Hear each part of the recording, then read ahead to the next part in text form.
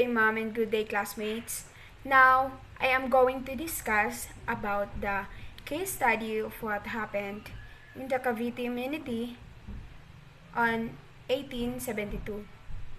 So, what happened in the Cavite munity? So, it is a historic year of two events, the Cavite munity and the martyrdom of three priests, which are Mariano Gomez, Jose Burgos, and Jacinto Zamora. So we they known as Gomborsa. To give them background, Mariano Gomez de Los Angeles. He was born on August 2, 1799 and died on February 17, 1872. Often known by his birth name, Mariano Gomez de Los Angeles was a Filipino Catholic priest who was falsely accused by munity by the Spanish colonial authorities in the Philippines in the 19th century. So the second is Jose Burgos. Jose Burgos, born on February 9, 1837 in Vigan, Philippines, died on February 17, 1872 in Manila. Roman Catholic priest who advocated the reform of Spanish rule in the Philippines. His execution made him a martyr of the period preceding the Philippines Revolution.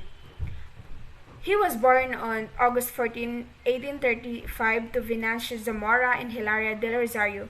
He began his early education in Pandacan and later on the Colegio de San Juan de Letran. He was classified a Filipino mestizo under the Spanish caste system prevailing at that time. He later transferred to the University of Santo Tomas after finishing his bachelor in arts. Zamora graduated on March 16, 1858 with a degree of Bachelor of Canon and Civil Laws. He became a student preparing for the priesthood in the Seminary of Manila. So Gomborza, Spanish accounts of the Cavite munity, the documentation of Spanish historian Jose Montero y Vidal centered on how the event was an attempt in overthrowing the Spanish government in the Philippines. Although regarded as historian, his account of munity was criticized as fully biased and rabid for a scholar.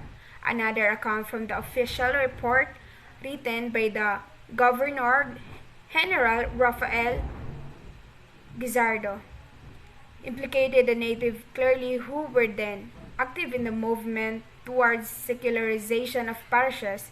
These two accounts corroborated each other. The primary sources excerpts from the official report of Governor Izquierdo on the Cavite munity of 1872. Source: Rafael Izquierdo, official report on the Cavite munity. And Gregorio Zaidi and Sonia Zaidi, documentary sources of Philippine history. The Manila National Bookstore, 1990. It seems definite that the insurrection was motivated and prepared by the native clearly mestizos and native lawyers, and by those known here as abogadillos, the investigators, to carry out their criminal project, protested against the injustice of the government in the paying the provinces for their tobacco crop and against the usury that some practices in documents that the finance department gives crop owners who have to sell them at a loss. They encouraged the rebellion by protesting what they called the injustice of having obliged the workers in the Cavite Arsenal to pay tribute starting January 1 and render personal service from which they were formerly exempted. Up to now, it has not been clearly determined if they plan to establish a monarchy or a republic because the Indios have no word in their language to describe this different form of government whose head in Filipino would be called hari. But it turns out that they would place at the head of government a priest, that head selected would be Dr. Zerzal Burgos or the Jacinto Zamora. These are the rebels' goals, the people who led them, and the methods they used to carry them out.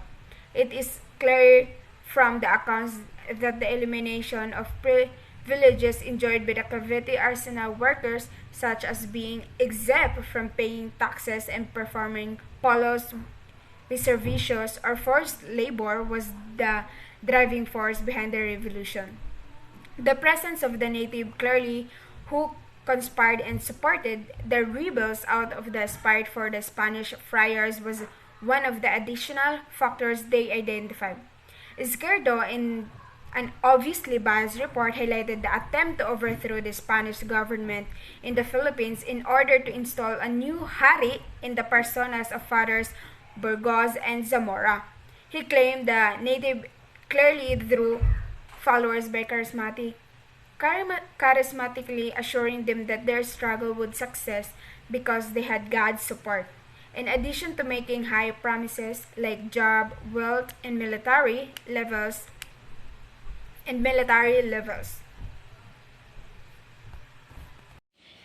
Their leader was Fernando Lamadrid, a mestizo sergeant with his second-in-command, Gerald Brent Sr., a Moreno. They seized Fort San Felipe and killed 11 Spanish officers. The mutineers thought that Filipino native soldiers in Manila would join them in a concerted uprising, the signal being the firing of rockets from the city walls on that night. 107, unfortunately, what they thought to be the signal was actually a burst of fireworks in celebration of the feast of Our Lady of Loreto, the patron of Sampaloc.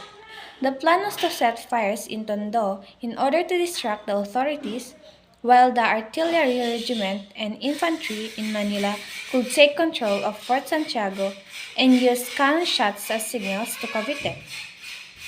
All Spaniards were to be killed except for the women. News of the mutiny reached Manila, supposedly through the lover of a Spanish sergeant, who then informed his superiors, and the Spanish authorities feared for a massive Filipino uprising. The next day, a regiment led by General Felipe Guinoves besieged the fort until the mutineers surrendered. Guinoves then ordered his troops to fire at those who surrendered, including La Madrid. The rebels were formed in a line when Colonel Sabas asked who would not cry out, "Viva España!" and shot the one man who stepped forward. 107 the rest were imprisoned. The immediate aftermath, some Filipino soldiers were disarmed and later sent into exile on the southern island of Mindanao. Those suspected of directly supporting the mutineers were arrested and executed. The mutiny was used by the colonial government and Spanish friars to implicate three secular priests, Mariano Gomez, Jose Burgos, and Jacinto Zamora, collectively known as Gomburza. They were executed by Garotha in Luneta, also known as, in Tagalog as Bagong Bayan, on February 17, 1872.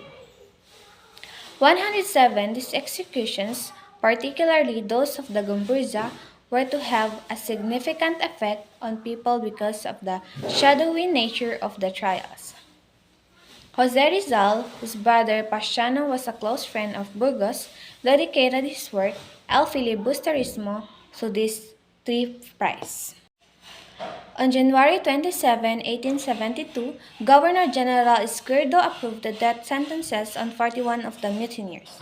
On February 6, 11 more were sentenced to death, but these were later commuted to life imprisonment.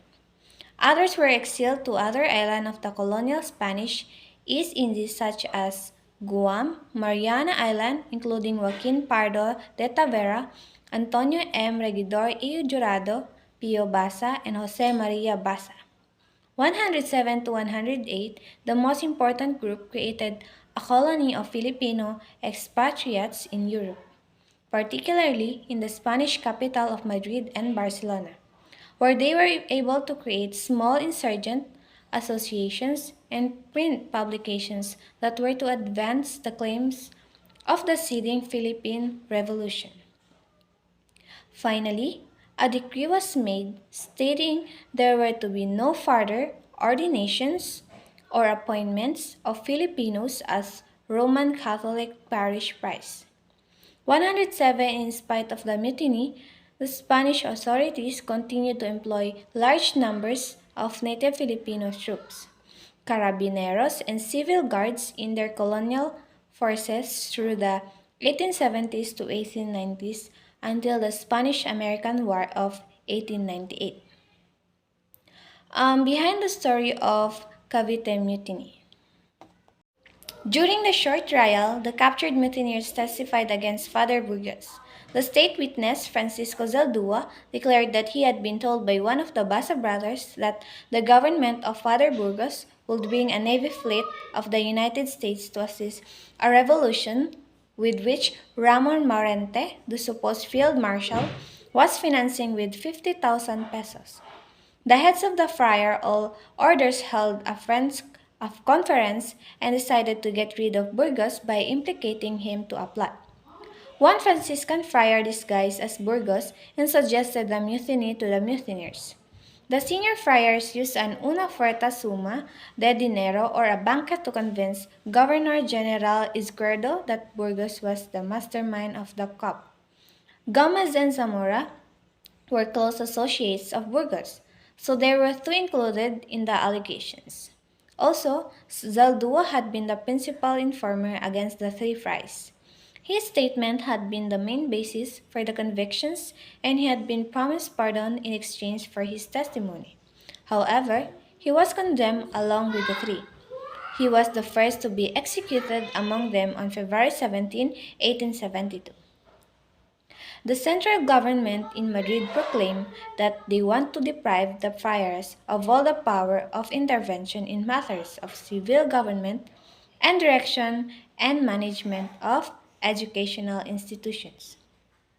The friars feared that their dominance in the country would become a thing of the past, and that they needed something to justify their perpetuation. With the mutiny providing such an opportunity, however, the Philippine Institute was introduced by the Spanish government as an educational decree fusing sectarian schools once run by the friars.